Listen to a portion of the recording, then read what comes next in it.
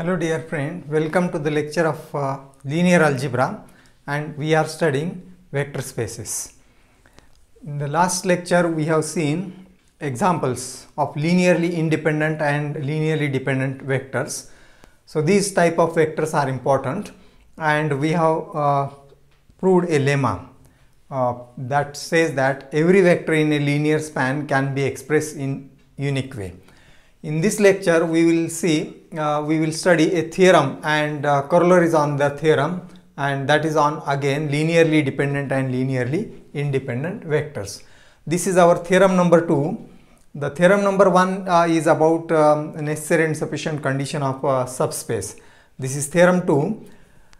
If v1, v2, vn are in V, vector space V, then either they are linearly independent or some Vk is a linear combination of the preceding ones, that is previous to Vk, just before Vk, that is V1 up to Vk minus 1. Vk is written as linear combination of these preceding vectors.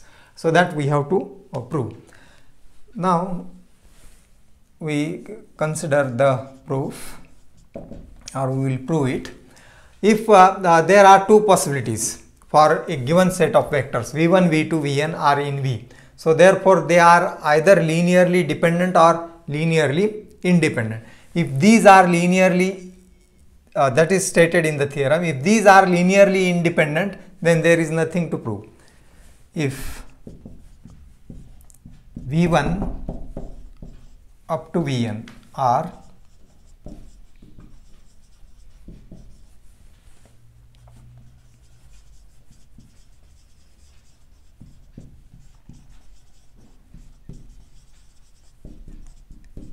then there is nothing to prove means the theorem is proved, because the theorem states either they are linearly independent or the other possibility. If this possibility holds, then the theorem is proved. Now suppose these are not linearly independent. Suppose, or if these are not linearly independent, v1 up to vn are not linearly independent means linear, they are linearly dependent, are linearly dependent. Suppose they are linearly dependent, and then by definition of linearly dependent vectors, their linear combination is, then the linear combination of this will be written as alpha 1 v1 plus so on up to alpha n vn is equal to 0, such that at least one alpha I is not 0, or not all are 0 means at least one is not 0, such that at least one alpha I taking value 1 to n is not 0. There may be more, but at least one is not 0.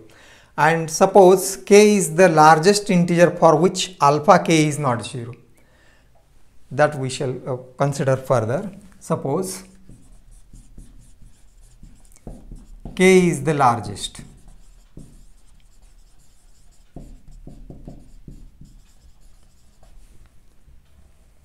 such that alpha k is not equal to 0, and that means after k onwards means alpha k plus 1 up to k is in between 1 to n, that is alpha 1 to alpha n, and there are some alphas which are not 0, and in that alphas we have supposed alpha k is the largest, which is non-zero, and that means after alpha k the remaining vectors are 0. Then we will have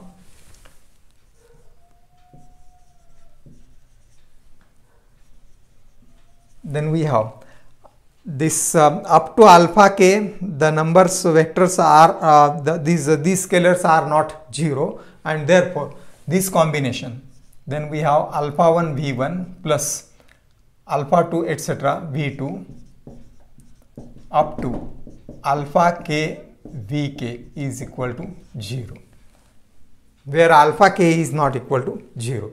And for further, alpha is 0 when k is greater than this number I is greater than k. Remaining are 0. This alpha k is the largest. That means alpha k plus 1 etc. up to alpha n are 0. So therefore in the combination, in this combination, only alpha 1 to alpha k scalars are not 0, and therefore this combination reduces to this form, alpha 1 v1 etc. up to alpha k vk is equal to 0.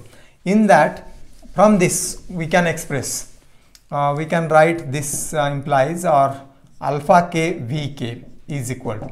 Now we keep this term on left side and we shift the remaining vectors on that side, and that will be actually it will be taking the additive inverse of this. So this alpha 1 v1 will be negative of alpha 1 v1 minus alpha 2 v2 and so on. It will be minus, and this earlier will be alpha k minus 1, alpha k minus 1 v k minus 1.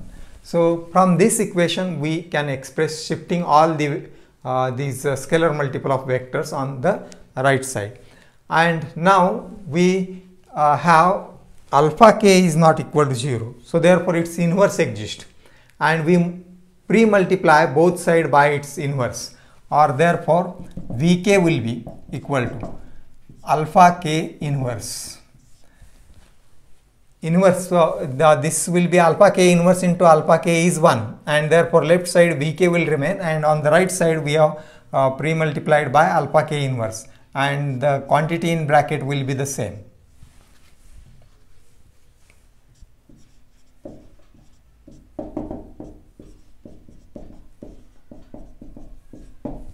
Or thus this is Vk is equal to.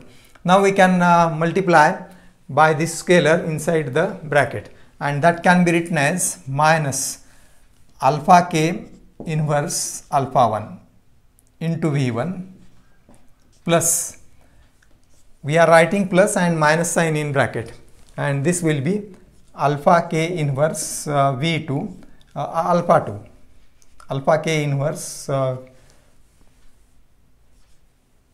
into alpha 2 times V2 and so on, plus, and the last one will be alpha k inverse into negative of. So this is negative of. So you see negative sign must be written in bracket, minus alpha k inverse alpha k minus 1 times Vk minus 1. What is the left side is Vk. Now what the last step shows, Vk is expressed as, these are scalars, alpha 1 etc. their inverse is also scalar. Inverse exists because it is non-zero and it is a field. These are the elements of field, and thus the right side is a combination of which vectors v1 v2 up to vk minus 1, and what is the left side, it is vk. Thus vk is expressed as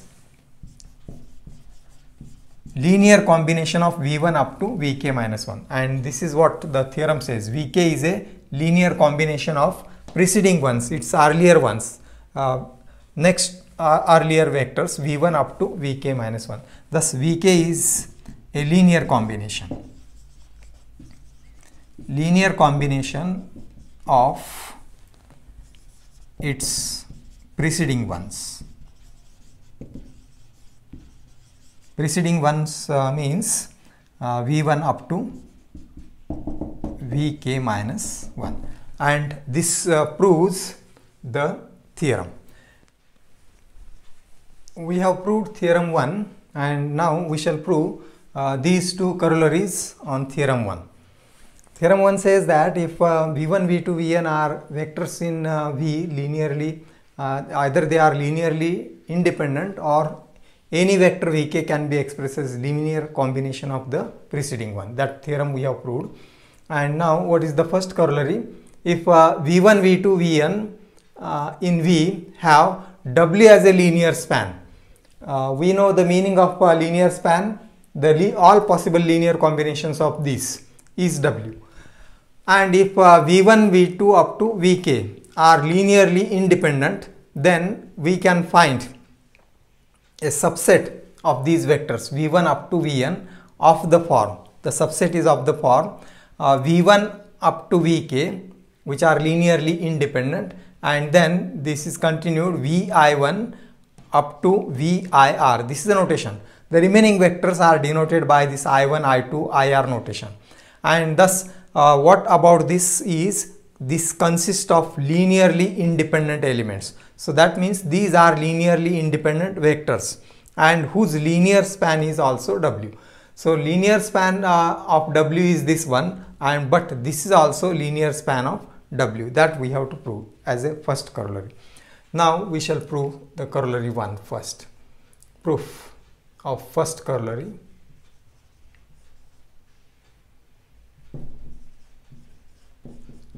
Corollary 1.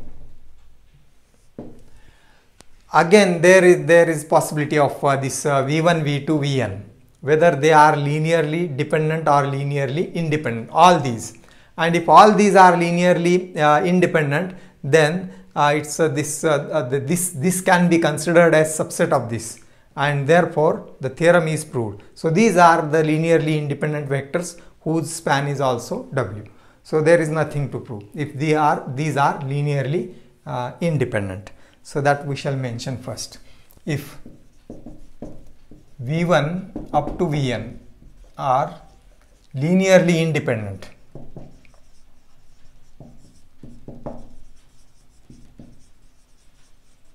then we get the result obvious, because the whole set is the same set.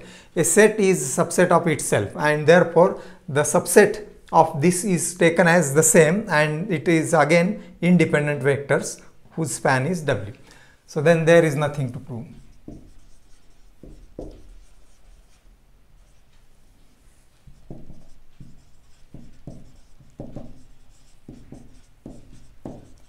And if not means these are not linearly independent, and then if not we can find first Vj. If not, we can find, or there exists Vj.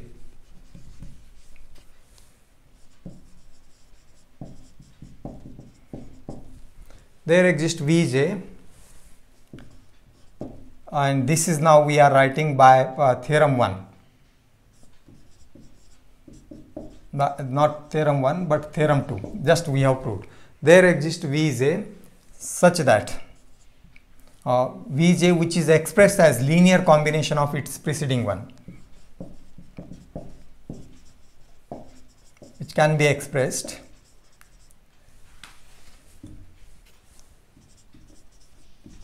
as a linear combination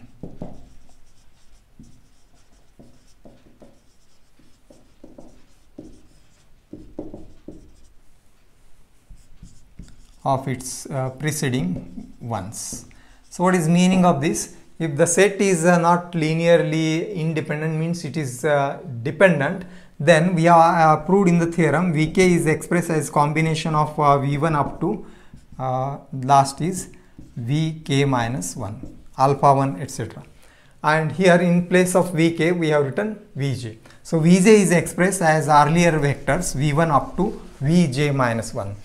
Now it is given that this V1 up to Vk are linearly independent. Since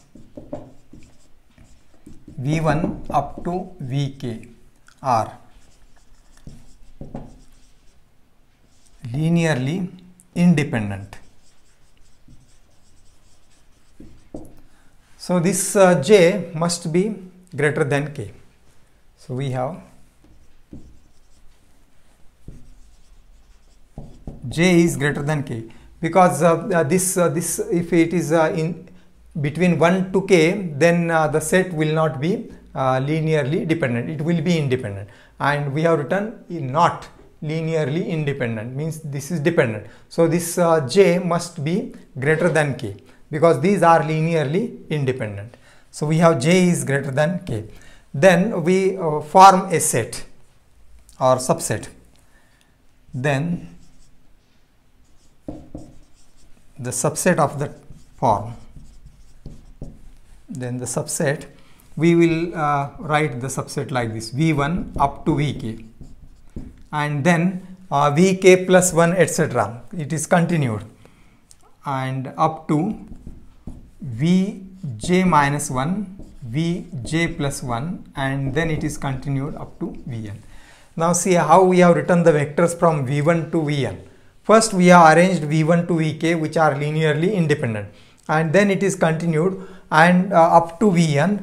In that Vj is missing, so we have deleted, that means we have removed Vj from this combination. That means we have removed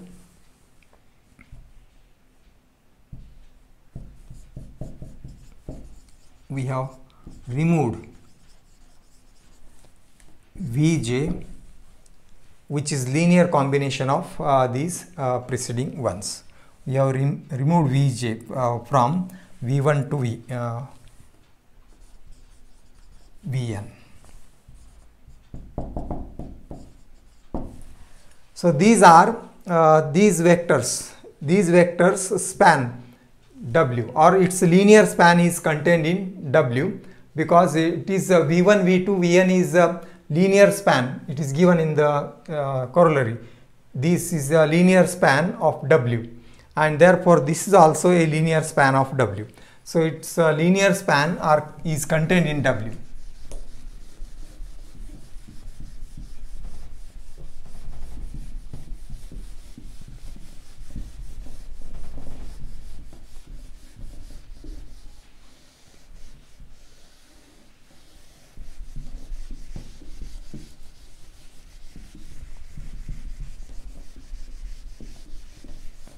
So these only one vector is missing, or we are removed. One vector Vj is removed from these all vectors V1 to Vn. So it's a linear span, the linear span of these vectors, or we can suppose these as 1. The linear span of vectors in 1 is contained in contained in W. See, this is the W is the linear span, so contained in W. We claim that actually it is equal to W.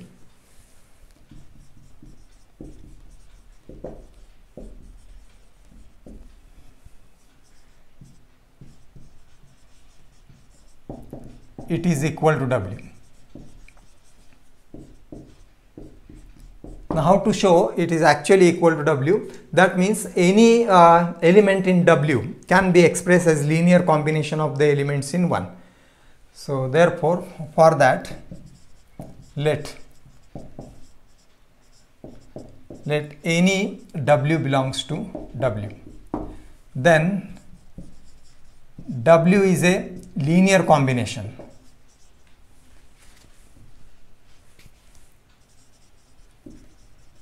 Linear combination of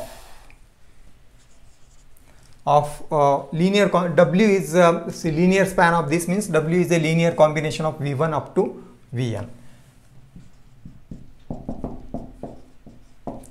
In this combination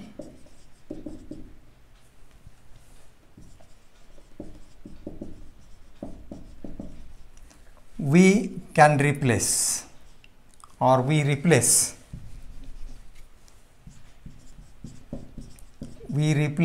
Vj. See, in this actually it is combination of all vectors V1 up to Vn, but in that combination we have removed Vj.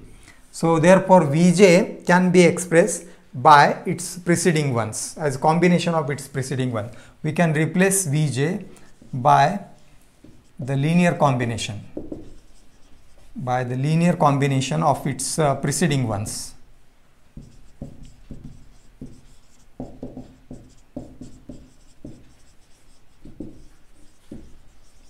And what are the preceding vectors to Vj? V1 up to Vj minus 1. and thus what this combination becomes, W is a linear combination of the vectors v1 up to vn. So because in that vj is expressed in terms of earlier vectors, so v1 up to vj minus 1. So therefore it is the same as a linear combination of vectors in 1. So thus W is a linear combination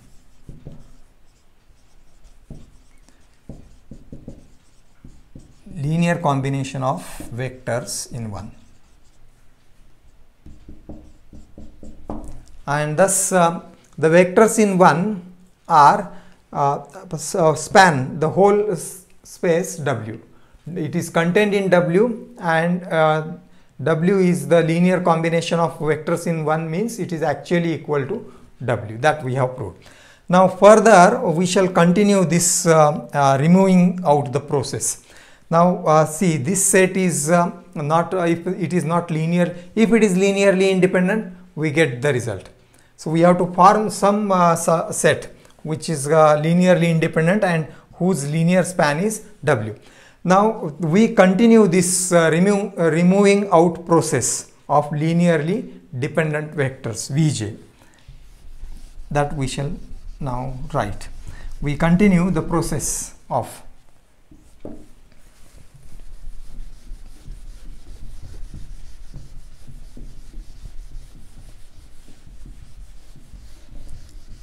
so one step we have written that if this set is not linearly dependent, not linearly independent, means it is linearly dependent, one vector of the set can be written as combination of the other and the vector is removed.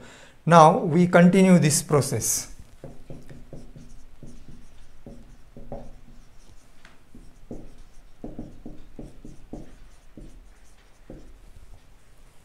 This process of removing the vectors and obtained a set or a subset, obtain a subset, and that subset will be, this will remain the same because these form linearly independent. Remaining will make the set linearly dependent, and therefore remaining vectors from this must be removed. One we have removed, remove others also. So removing the vectors and obtain a subset of the form v1 up to vk, and then the remaining, now these vectors, the vectors from these are removed, which make the set linearly dependent, and finally these vectors are removed and some will remain. Some of these, not all, but some of these are removed, which makes the set linear, the vector set linearly dependent. And after removing the vectors, some vectors, few will remain here. Not every vector is removed, so few will remain, and the remaining we will write with this notation vi1. So it is simply a notation.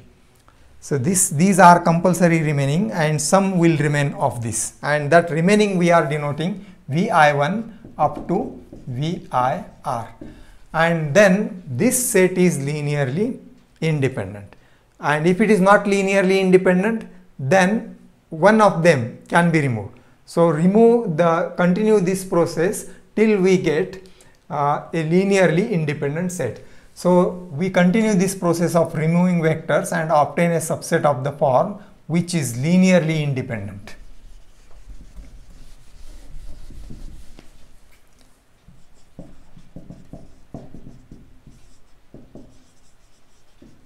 Which is linearly independent and which span the W. So that is this consists of linearly independent and also whose linear span is W, and whose linear span is W.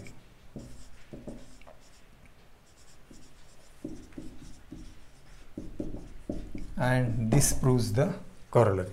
See, from this set, from this original set v1 to vn, we remove the vectors from that set and obtain this type of set, and the condition is this set must be linearly independent. So we have obtained this set as linearly independent and whose linear span is W. One step we have written here, and we have written this process can be continued. This follows by theorem 1, because if the set is linearly dependent, one vector from the set can be expressed as linear combination of its preceding ones, and that is done, and the vector is removed, and thus finally we get a linearly independent set whose linear span is W. So this proves the corollary 1. Now we will prove the corollary 2. The second corollary depends on the first. It is easy to prove, and see what the statement of corollary 2. If V is a finite dimensional vector space, then it contains a finite set V1 up to Vn of linearly independent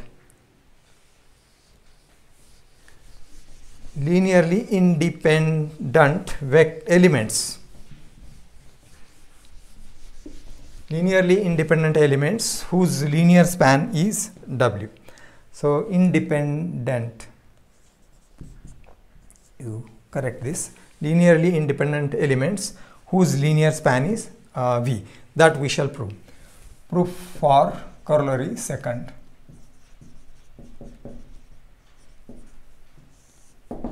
See, it is given V is finite dimensional.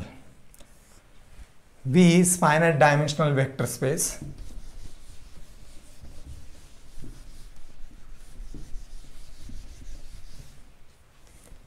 If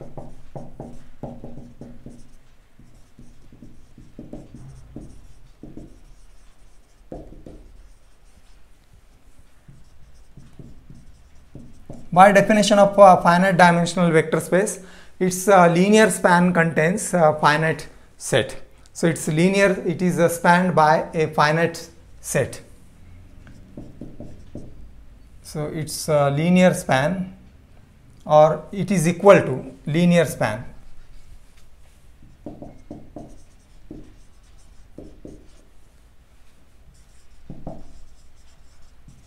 Linear span of some finite elements.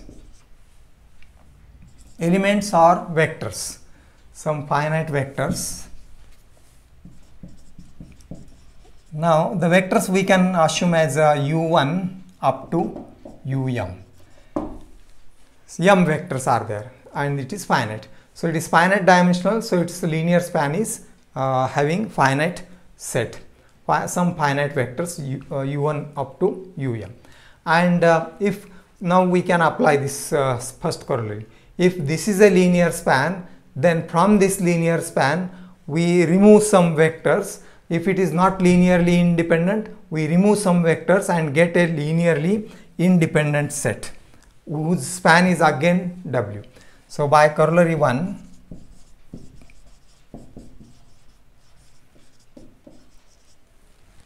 we can form a subset. We can obtain a subset.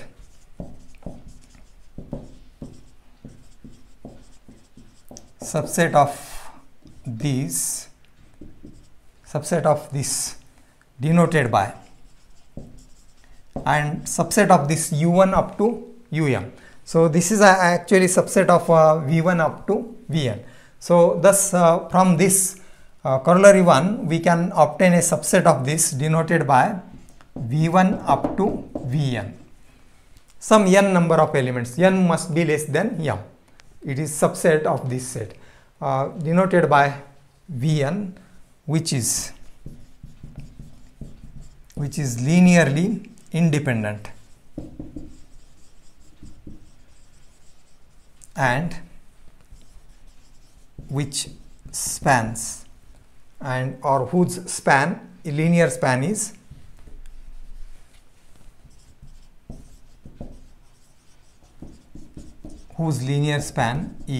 V. This is V here. For this, V is finite dimensional. So this is what we have or we wanted to prove. If V is a finite dimensional vector space, then it contains a finite set V1 up to Vn of linearly independent elements whose linear span is V. So this exactly follows from corollary 1. So if the set is given, so remove some elements to get linearly independent set, and this also spans the original vector space V. So this is about the corollaries on theorem number 2 that we have proved. So remaining part we will continue next time. Thank you.